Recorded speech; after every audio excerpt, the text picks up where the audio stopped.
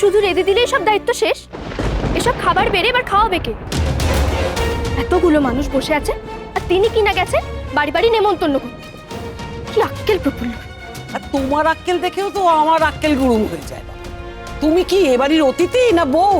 হ্যাঁ, তুমিও তো পারো একটুখানি হাতে হাতে কুন্দকে সাহায্য করতে। তার তো দায়িত্ব জ্ঞান আছে বলে সেই ভোরবেলায় উঠে সকলের সব খাবার দাবার গুছিয়ে দিয়ে গেছে। তোমার কাজটা কি? শুধু গুছিয়ে তার নিন্দে মন্দ করা? হ্যাঁ, শুধু ঘোট পাকিয়ে যাচ্ছ সব সময়। ও মা, আমি আবার কি ঘোট পাকালাম? আমি দেখছি কিছু বললেই সবার গায়ে ফোসকা পড়ছে। পিসিটা মা ঠিকই বলেছে নয়ন, তুমি হেসেলে যাও। আর যদি না যেতে পারো তবে সেটাও বলে দাও, সেক্ষেত্রে আমি চলে যাবো হেসেলে। কিছু বললেই সবার শুধু খারাপ লাগছে। কিচ্ছু বলবো না, সবে তা দেখে তা যত সব একবারে।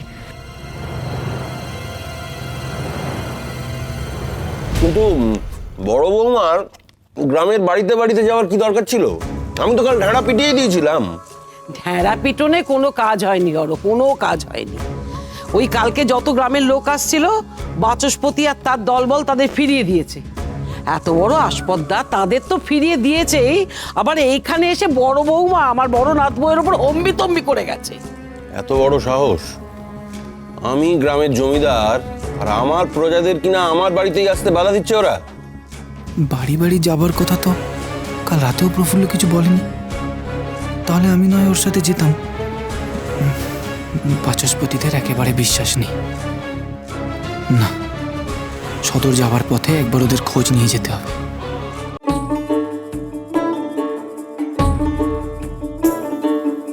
এই দেখো দেখো, জমিদার বাড়ির দুই বউ না? হ্যাঁ তাই তো। ওমা, উনারা এদিকে আসছেন বুঝি?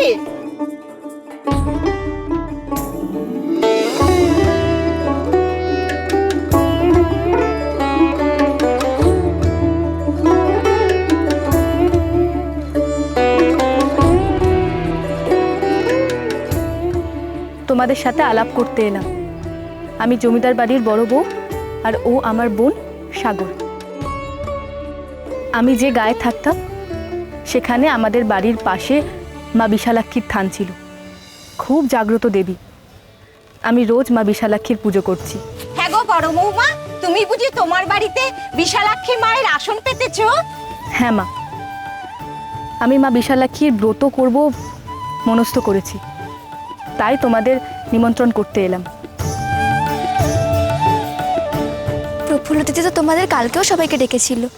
গ্রামে ঢেড়া পিটিয়ে গেছে, তোমরা সবাই শোনোনি? তাহলে কেউ এলে না কেন?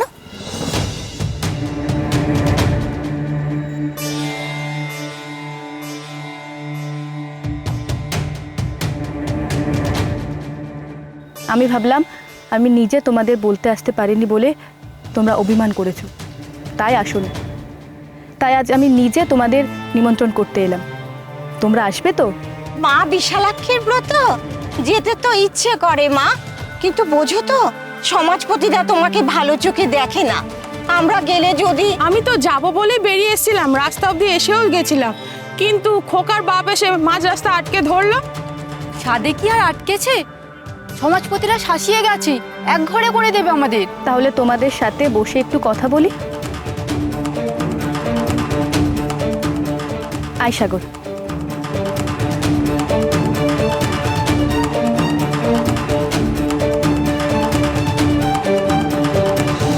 ও মা, জমিদার বাড়ির বউ হয়ে তোমরা আমাদের সাথে বসবে নাকি? মা বিশালাক্ষীর ব্রত পালনের কথা বলতে এসেছি। তার কাছে তো উচ্চ নীচ, ধনী দরিদ্র সবাই সমান। শোনো সবাই, আমরা এই ব্রত পালন করব আমাদের পরিবার, আমাদের এই গ্রামের মঙ্গল কামনার জন্য। অশিক্ষা আর কুসংস্কার আমাদের ঘিরে ধরেছে আষ্টে পৃষ্ঠে, তাই এই ব্রতর মাধ্যমে আমরা সেই অন্ধকার থেকে মুক্তি চাইব। আমরা লেখাপড়া জানি না বলে যে যার মতো এসে আমাদের ঠকিয়ে যায়। মহাজনদের কাছ থেকে 1 টাকা কর্জ নিলে তা 3 পুরুষ ধরেও শোধ করতে পারে না। ঠিক বলেছো বউ ঠাকুরন, আমরা তো সবাই সর্বশান্ত হয়ে গেলাম ওই মহাজনের সুদের চক্করে। যতই পয়সা দিই তবুও বলে আরো বাকি, আরো বাকি। সুদ আসল কিছুই শোধ হয় না, শুধু দিয়েই যায়। তবে লেখাপড়া না জানার সুযোগ নিয়ে আমাদের ভিটে মাটি সব কেড়ে নিচ্ছে অন্যরা। শুধু কি তাই, সমাজপতিরাও বা কম কি? তাদের নিদান মানতে আমাদের মুখ থেকে রক্ত উঠে যায়।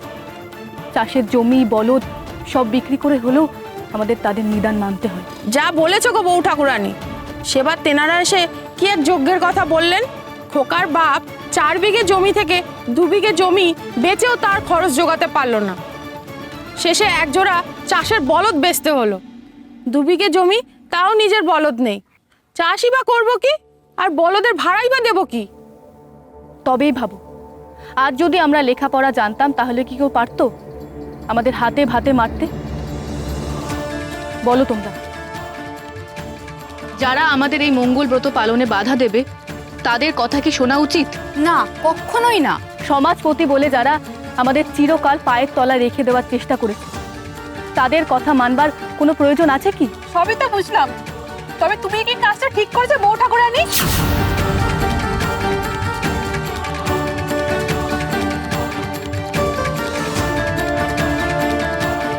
মানে কি বলতে চাইছো তুমি স্পষ্ট করে বলো। তুমি তো শুনলাম আগ কষতে জানো, তবে তুমি কি এই কাজটা ঠিক করেছো বউ ঠাকুরানী?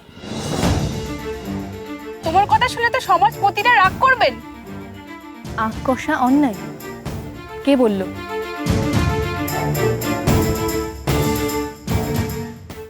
আস্পর্ধা, এত বড় আস্পর্ধা! তুমি ঠিক ধরেছো বাচস্পতি, তুমি একেবারে ঠিক ধরেছো। ওসব বিশালাক্ষীর ব্রতটা তো কিছু নয়। আসলে গ্রামের মেয়েদের একজোট করে খেপিয়ে তোলাই হচ্ছে ওই বড় বউয়ের আসল উদ্দেশ্য। তোমরাই তো সমাজের মাথা, আর তোমাদেরই যদি এভাবে অপমান করে, গ্রামে তোমাদের মান বাঁচবে? হ্যাঁ, তোমাদের নিদান কেউ মানবে গ্রামে? ভেবে দেখেছো একবার বাচস্পতি? এই গ্রামে তো তোমাদের আর কোনো গুরুত্বই থাকবে না। হে, গুরুত্ব থাকবে কি থাকবে না সেটা এবার আমরা দেখিয়ে দেবো। জমিদার বাড়ির বড় বউ বলে যদি ভেবে থাকে যে আমাদের মাথার ওপর উঠে নাচবে, সেটা আমরা কিছুতেই হতে দেব না। আমাদের লেজে যখন একবার পা দিয়েছে, সবল এবার আমাদের দিতেই হবে। আরে কোনো খবর আছে? আগে হুজুর, জমিদার বাড়ির 2 বউকে দেখলাম গ্রামে বেরিয়েছে। তারা সব গ্রামের বাড়ি বাড়ি যাচ্ছে আর ব্রত পালনের জন্য নিমন্ত্রণ করছে হুজুর। তাই নাকি? শেষকালে হরবল্লভ রায়ের বউরা পায়ে হেঁটে প্রজাদের বাড়ি বাড়ি ঘুরছে। হরবল্লভ রায়ের মান সম্মান আর কিছু রইল না। অবশ্য একদিকে ভালোই হয়েছে। তা এখন তারা কোথায় কোথায় দেখলি তাদের? ওই তো ফেরার পথে মালিপুকুরে গায়ের সব মেয়ে বউদের নিয়ে বসে কথা বলছে। ও, তা বলি সঙ্গে কে, কোনো পুরুষ মানুষ? আগে না হুজুর, কাউকে তো দেখলাম না। তেনারা শুধু একাই এসেছেন। এমন সুযোগ আর পাবে না বাচস্পতি। ওই ছবল মারার কি কথা বলছিলে যেন? কই মারো দেখি। হ্যাঁ, দেখি তোমার কেমন ক্ষমতা। ওই বড় বউকে পৃথিবী থেকে চিরতরে সরিয়ে দাও দেখি।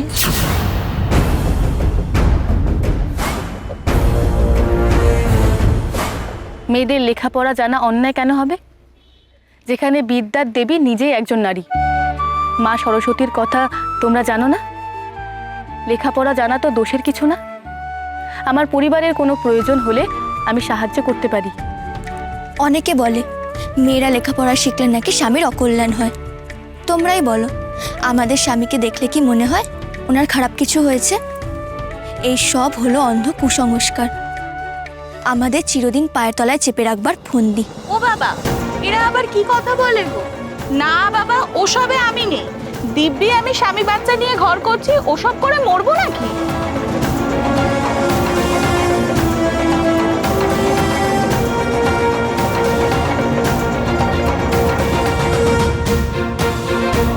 আমি তোমার সাথে আছি গো বউ ঠাকুরানী, তোমার সাথে আমি ব্রত পালন করব। আর তোমরা তোমরা করবে না মায়ের ব্রত পালন?